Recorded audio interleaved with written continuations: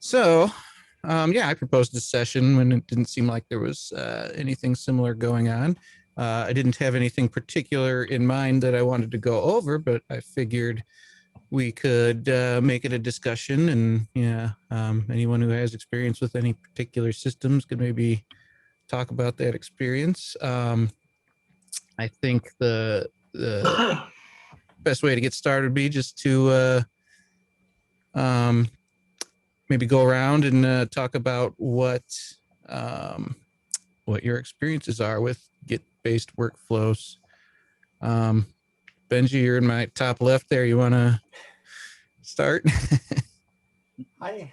So I've been using Git as long as I've been working with Drupal, which is coming on 10 years or so now. I don't know. We don't follow any strict Git flow process, but we do have, where I currently work, we have a main branch where merge requests get merged in, and then when it's ready to deploy, we push to a staging branch and a prod branch, and those trigger deployments. So feature branches off of main, merge into main, blah, blah, blah, blah. Got it. And where are those deploying to as far as the environment?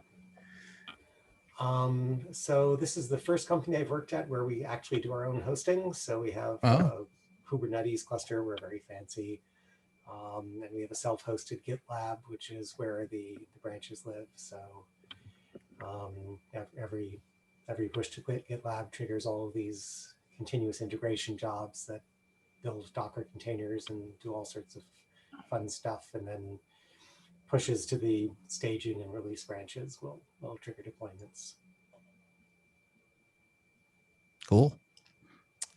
How about you, Jack? Well, we have a Gitflow-esque sort of workflow, like development workflow.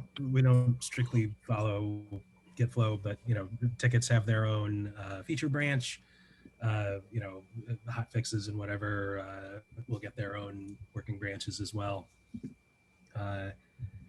It's mostly private GitHub repos, but we do have some privately hosted GitLab as well. But my 3 or 4 projects right now happen to all be GitHub. I don't have any hooks or automatic testing set up for when things get pushed or PR'd, which is something that I would really love to learn how to do. And we're hosted, actually all the apps that I'm working on are AWS hosted. So we have a CD process for that DevOps set up using AWS code pipeline. They're manually triggered now for prod and QA, but the dev environment does get automatically pushed every time. So we have to be a little more cognizant. This is our first couple of projects that aren't manually deployed. So if we want to do something like, okay, we'll roll back this migration and update it so that some of this, real important content gets updated in the new build, or something like that. There have to be update hooks to do this and whatever. There's no more just SSHing into the server, doing the pull, doing a special step for a deployment, whatever. There's a script that runs, so we have to exist within that framework now. But mostly what I want to learn about are hooks and automatically instantiating containers and getting tests run when stuff gets pushed. Cool. Yeah, and I think that's part of what once everybody has a chance here, I'll show what I've been doing on a recent project, and we've got some of that going on. Adrian, you mentioned you guys are using Pantheon. Anything else you worked with or are interested in knowing more about? Well, we're taking over a couple of sites now that are self-hosted using cPanel.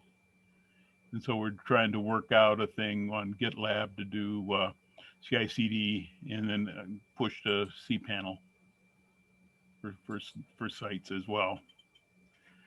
And so I'm learn as you go with Docker and Lando and all that stuff as well, as well as Git. I have my own environment where I got a couple of servers set up. One I use for test and dev, and the other one is my live server where I have live sites. And that's basically just All right. to GitHub. Mm-hmm. Nothing fancy yet for that. All right. How about you, Mauricio? Hi everyone, this is Mauricio Dinarte. I go by Dinarcon online. I have been working with Git-based workflows for probably also about a decade, but most of the time, other than just working with Git itself, I have never had the chance to set up like deployment workflows, CI, CD, or anything like that. Most of the time, I am part of a bigger group and someone else takes care of doing that. So I have learned a little bit from here and there over the years, but I would like to just like dig deeper into how to do that, what are the options. Yeah, that's it. All right. We can definitely get into some of that. Brian? Hi, I'm Brian. I work at the Reaching Across Illinois Library System. Mostly, we're working with our vendors, and I do what they tell me to do. As far as getting everything from from the repo deployed onto both our tests. So both our test server and in production.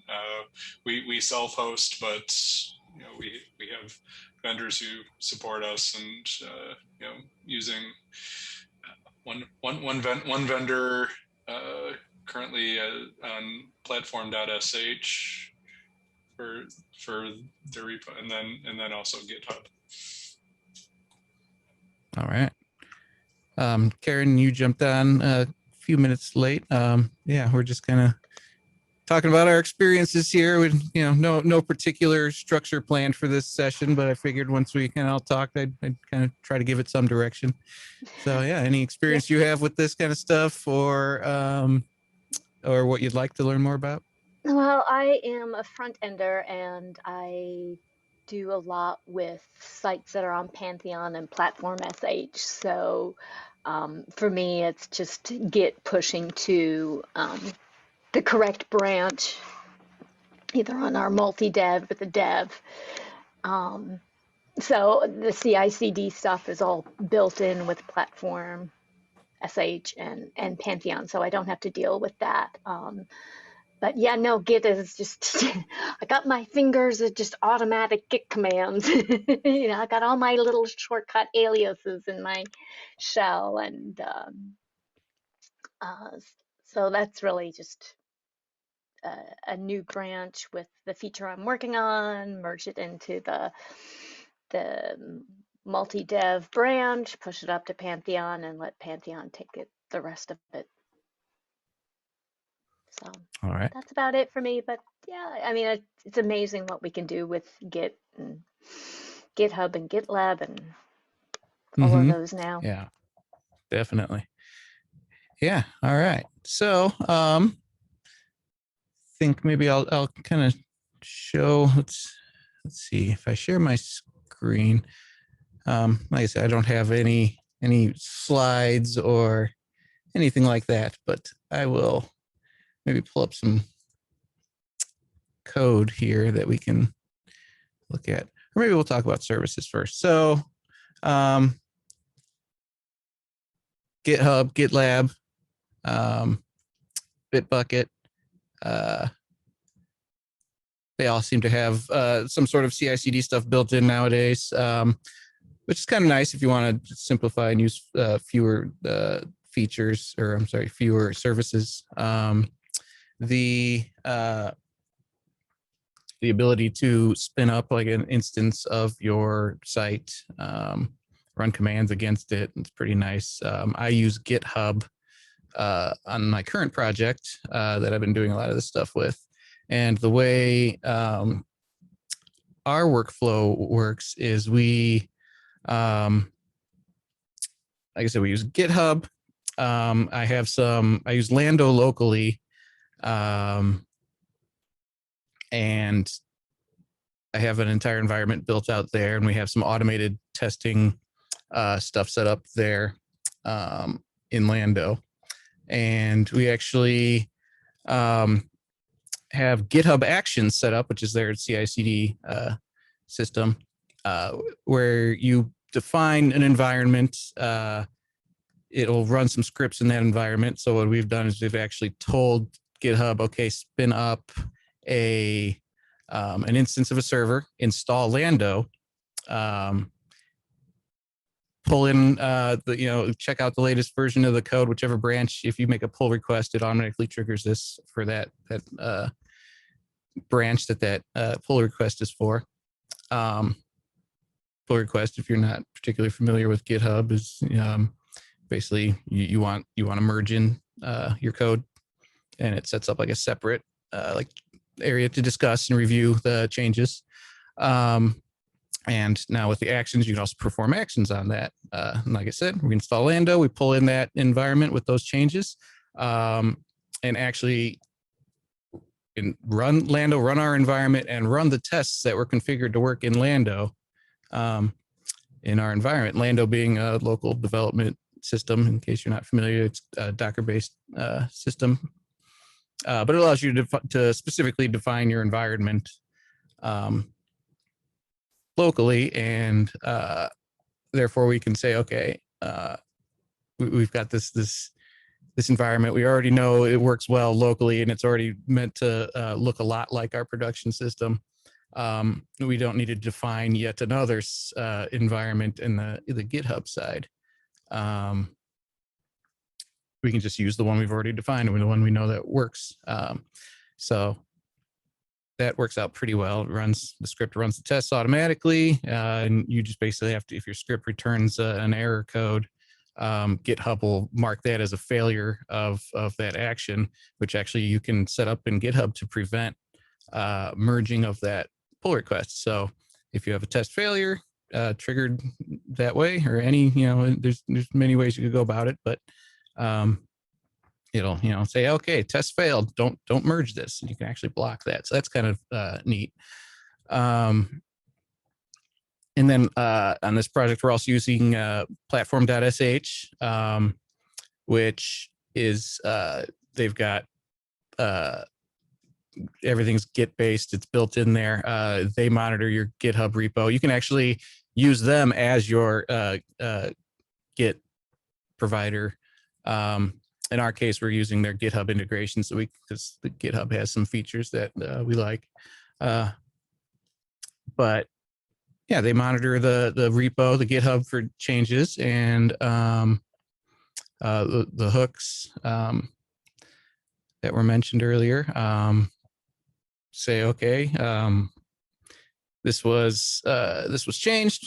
Call platform, tell it to pull in the code, and platform.sh will build a whole new environment of our Drupal instance on their server as well. For that one, you can actually log in and test. The one I mentioned in Lando in GitHub isn't one you can interact with. It just spins up and runs the tests. But on the platform.sh side, you can actually jump in there and use it with your new changes automatically deployed. If you need to run like a composer install script or something, you put that in your platform.sh configuration file, and it's a YAML file. You define what commands you want. If you want Drush to run, a config import, cache clears, things like that. So it runs everything for you. Your environment's there, good to go. And then when you merge your pull request into your main branch, you actually get it actually take that environment that they just built. They merge the code in on the platform.sh side. They take your new main branch, do that same build process, and then once that build process is finished, it's Docker container based. So they'll actually pull down your currently running one and just replace it with the one that just built. So that's basically like an instant deployment. It's not instant in the sense that it instantly builds, but once it finishes building, you don't have to take down your site while that build is happening. It'll swap it out at the last second, and then everything's up to date. yeah, that's basically how my workflow goes. I can show you how some of that works if anyone has any particular questions about things that I just talked about. I can dig into that.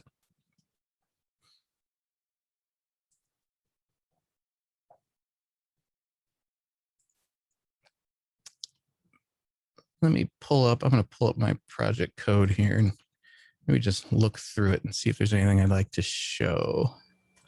I think at least one person during the introductions said he was interested in seeing how to set things up so that tests are run automatically. And that's something that can be done locally.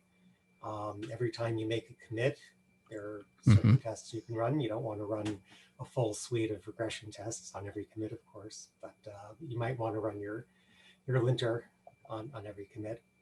And then you can also set things up through your whatever Git hosting provider you're using, GitHub or GitLab or whatever. You can set things up when you push a branch, when you make a merge request, when you merge your merge request. So maybe we should look at some of that configuration. Absolutely. As I mentioned, a lot of my stuff is in Lando, but the concepts you can just be running it on your local. A lot of this, whatever environment you're used to using. I want to make sure I don't pull up something sensitive here and share it. Let me close all these tabs. All right. Yeah, everyone's Lando and DDEV this year. I feel like I'm the only one I've talked to all week on Doxel. JD Doxel, yeah. So hard on it a year or two ago, and now I'm thinking, boy, do I need to switch back? I don't know. My first Git ops experience, I think, Git-based workflows deployments and stuff was probably with Pantheon a while back, and the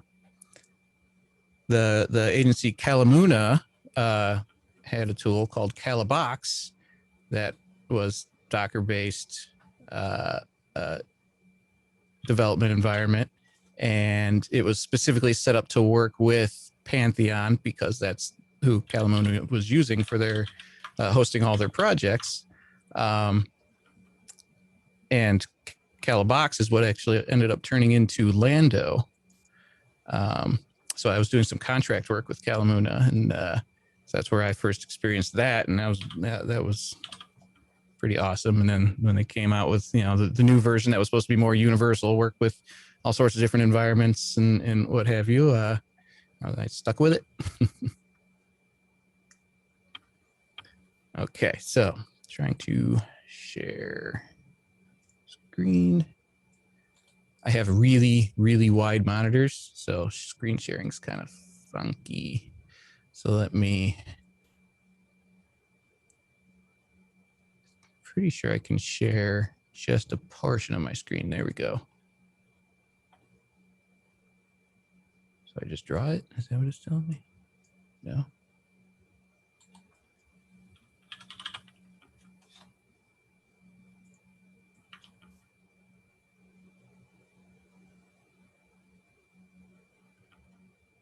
So how do I choose which portion of my screen? That's the trick. Oh, after you click share, it does it. Well, that's the correct portion. Okay. So code. All right. So on this project I'm working on now, I have, so basically on GitHub, I'm not sure how GitLab or some of the others do things.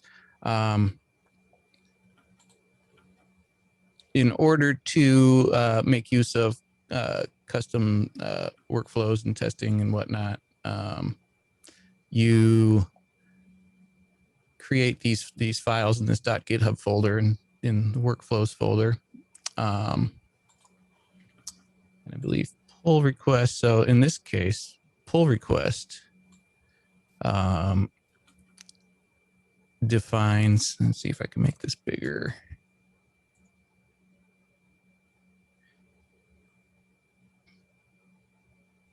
Presentation mode. Ooh. There we go. All right, that should be better for you. All right, so I'm going to go through this. I think I have some things that you can also just as easily do locally. They don't necessarily have to be in the cloud. Like Benji said, doing things in the cloud is just one approach. You can, there are hooks in Git itself. I don't know if they're called hooks. Benji might know better about that. Yeah, hooks. So yeah, you can set up hooks. I haven't done one like that in a while, so I don't recall exactly how, but yeah, if you want to run a test in your local environment every time you make a commit, or run your linter or anything like that, you can set that up.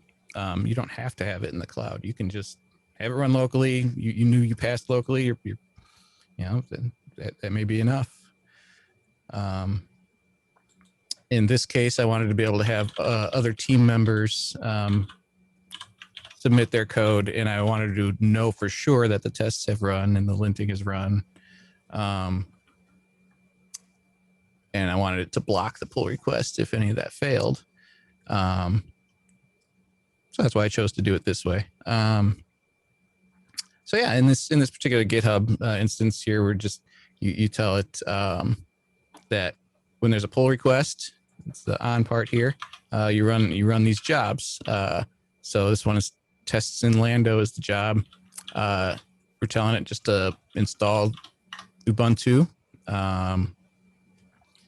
And then we set some environment variables. In my code in particular, just pull some environment variables just so it knows where it's at and where it's running. Hyperdrive is Lando's tool. That's the thing that just installs Lando for you, and it's a fairly simple script. But once all that's installed, we just check out the current branch, add some keys, pull in some code, or pull in the database.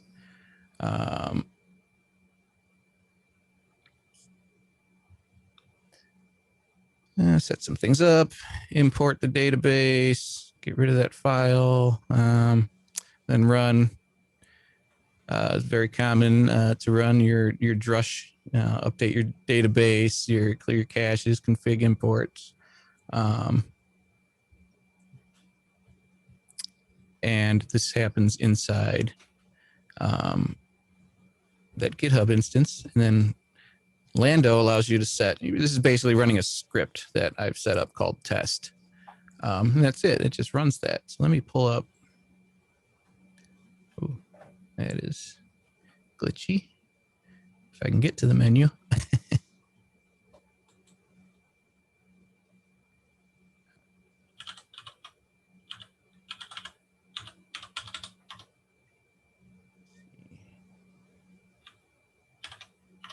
There we go. All right, navigate. Here, let me get back to view. Oh my goodness. So it happens when you try to do things live, I guess. All right. Exit presentation.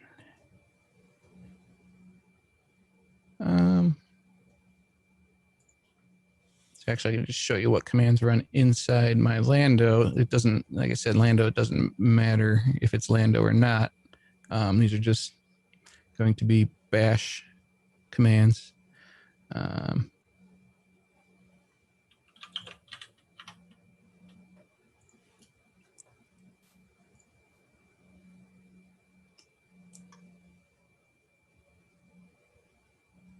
So that test command, let me find it, test. Yeah.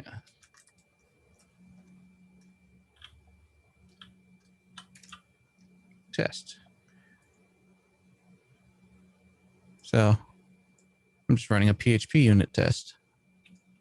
echo. I'm just posting a message on the screen, and I say, okay, switch to the Drupal directory and run PHP unit. And that kicks off my test. That PHP unit XML file is where I've configured what runs as the test. And yeah, it's as simple as that. This, if you didn't want to run things in Lando like I did, say you spin up that Ubuntu instance and you just simply want to run your test there, you'd run whatever commands are needed. Like I said, like I showed in that file, the commands I was running were to install Lando and get things imported, but you could just say, okay, install Composer and run Composer install to do your Drupal install. Then, maybe import your database if you need it, and then, maybe execute a command a lot like this, and it would run there.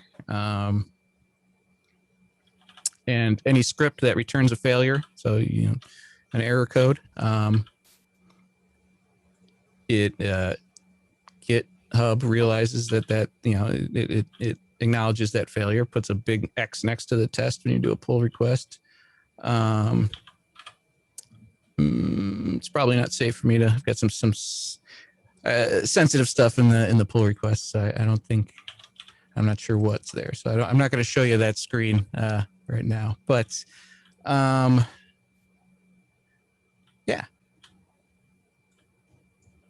So basically, you just set up some configuration files, and GitHub acknowledges that and does things for you.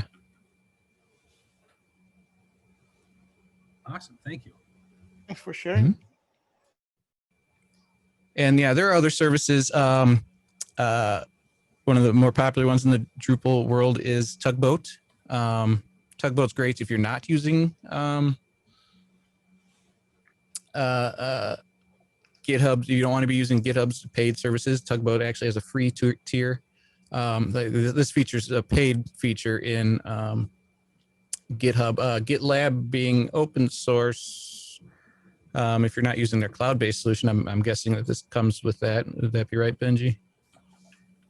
I think so. That sort of, yeah.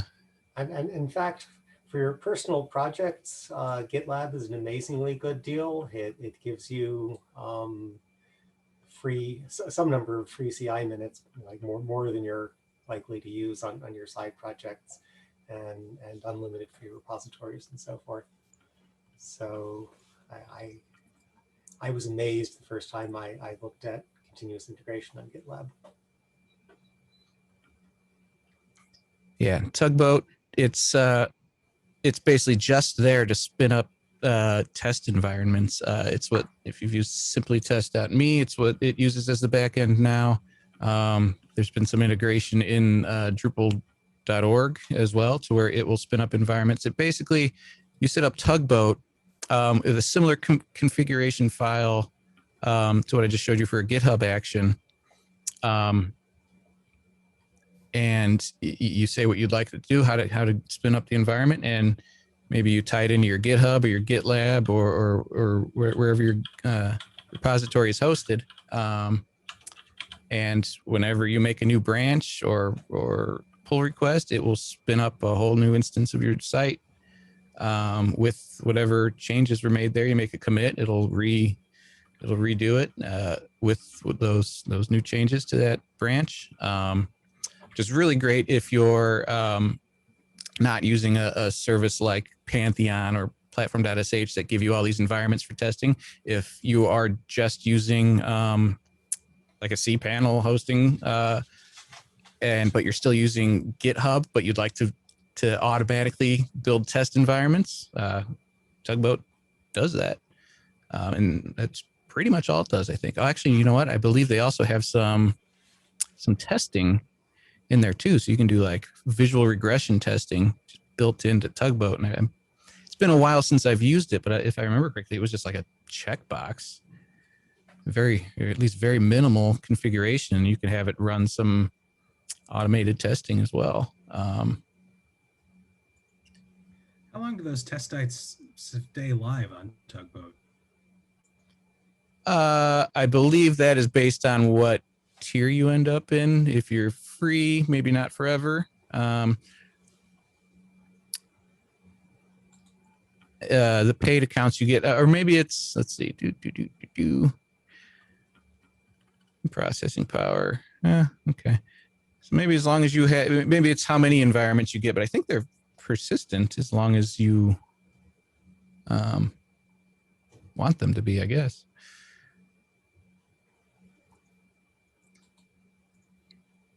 I think I do recall that if they do go down, you may have to manually trigger a rebuild occasionally, just because they are ephemeral in nature, being they're in Docker containers too, I imagine. So, yeah,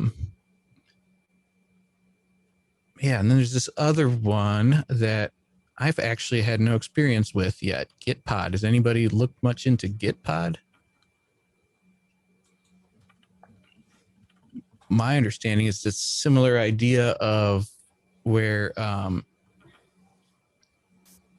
you basically have your IDE in the cloud, so you can make your code changes there and commit, and it will spin. So you don't even have to be running any software other than a web browser on your computer, and it'll build a whole development environment in the cloud for you and test environments for each branch. So that sounds pretty neat. You can be using a very underpowered machine. All you need is the web browser, and all the hard work gets done in the cloud. But beyond that, I have not messed with it yet, and I don't know a whole lot about it.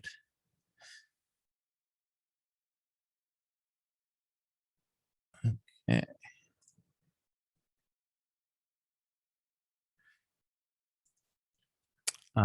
Acquia, also Git-based workflows.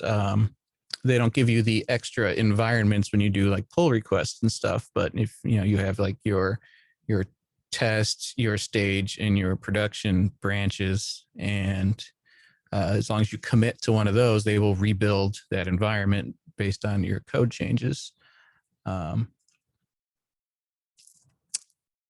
And I believe they offer some services for some automated testing and what have you, but I've never used those. Oops. Sorry, I'm sharing all kinds of stuff here.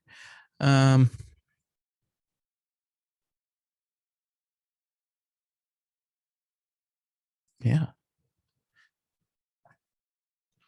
Anybody else have any Git-based workflow stuff they'd like to share and talk about, ask about, we can look into?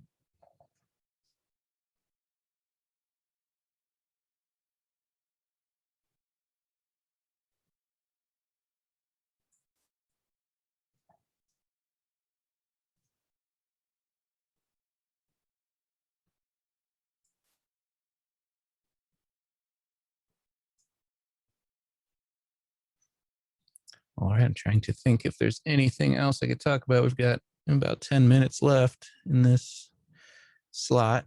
Have you ever used Git bisect? I have not. So that's a cool debugging feature of Git. So if you have something that worked 500 commits ago and is broken now, then it guides you through a binary search to find the commit that broke it.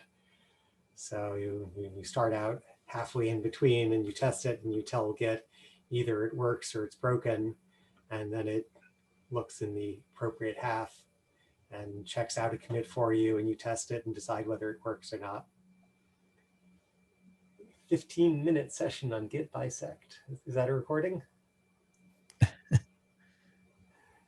David says yes. All right. Yeah. Yeah, it's pretty cool. Yeah, I heard of it. I didn't really understand exactly what it did. I didn't look into it beyond that it was a useful tool, right? So, yeah, that's good to know. Antonio?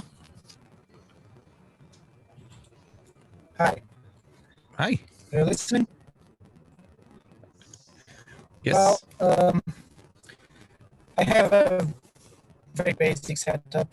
I just built small websites. So what I do with Git is I have one project that is like my own distribution. So it's where I put there just the basic scaffolding, Drupal 9, and the Lando file and the composer file. So every time that I create a new project, I just clone that one. I use it as a base, and I just push it, import the database, and all the configurations that I made for all the modules that are out there, so just ready to use. So it's like my own distribution. And unfortunately, I have a very basic shared hosted where I put my small website, so I don't have SSH access. So I for each project, I do need to have another the other Git with all files, all the files from the modules, everything.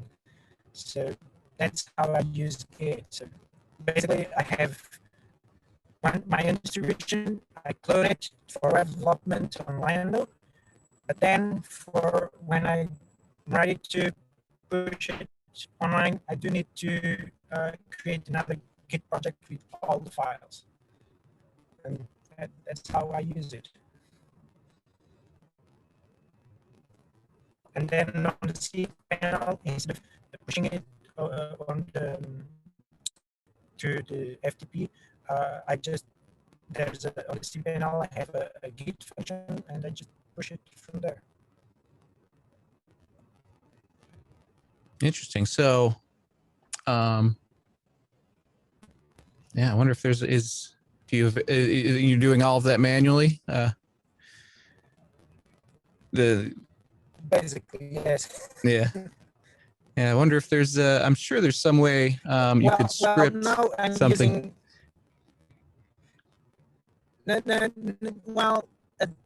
Yeah, but at the moment I'm using also a module, I don't know exactly the name, to push the configuration files directly from the Lando to the website. So I just push it, and all the changes appear online. So I don't need, only when I install new modules that I need to push it on Git. Okay.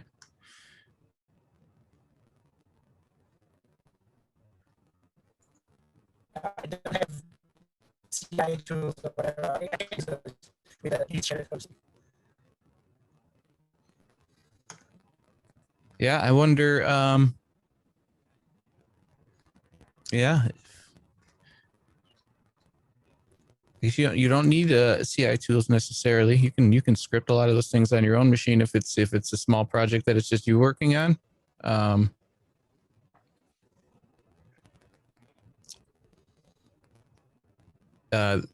don't know if you were here for when we mentioned Git hooks in Git itself. You might be able to look into making it to where when you make a new branch or if you merge a branch, where maybe it'll run a script and automatically look for code that needs to get FTP'd to the server, things like that from your local. If you're the only one working on it, might be an interesting way to do some automation there.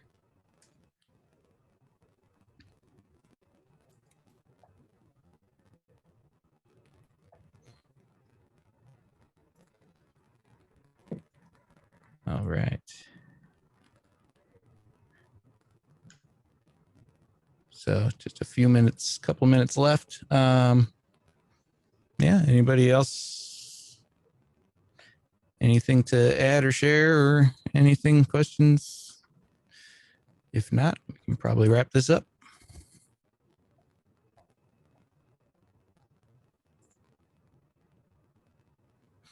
All right, cool. Thanks for coming, guys. I will hopefully see you guys around camp. Thanks for organizing.